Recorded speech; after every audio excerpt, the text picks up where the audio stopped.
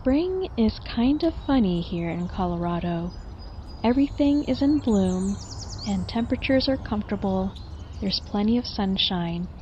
But then it could be just a couple days later and it'll look just like this.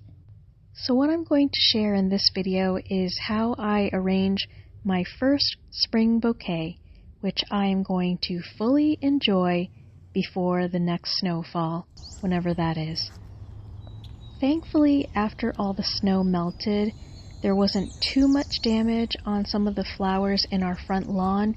A lot of the tulips, hyacinths, and some of the daffodils, and even the poppies survived. But unfortunately, the snowdrops and the crocuses are all gone. If you didn't know already, I'm going to be doing a lot of gardening related videos all throughout spring and summer, so if you're not already subscribed, please do so, and I hope you'll look forward to future gardening videos.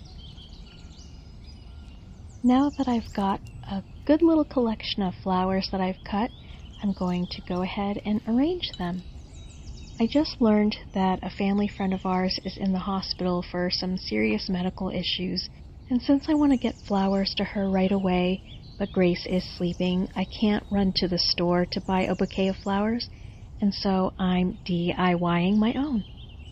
Before I went fully organic on all things gardening, I used to get things like this, Miracle-Gro, and since I have some left over, I figured they'd be just fine for cut flowers and not for anything that we would consume.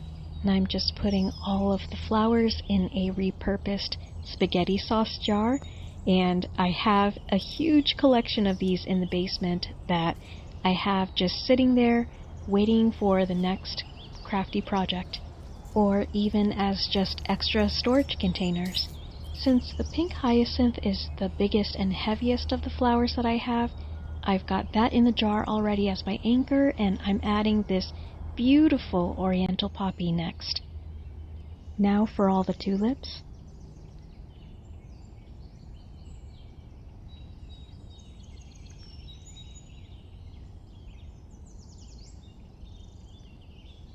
You see me putting these yellow and white daffodils in the jar as well.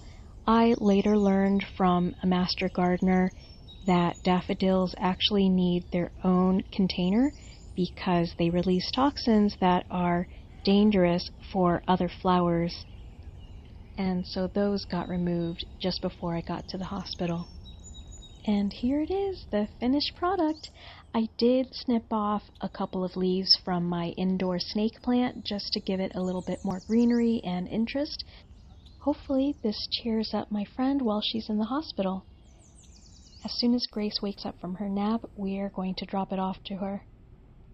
And that's it for this video. I really hope you enjoyed it, and I'll catch you in the next one.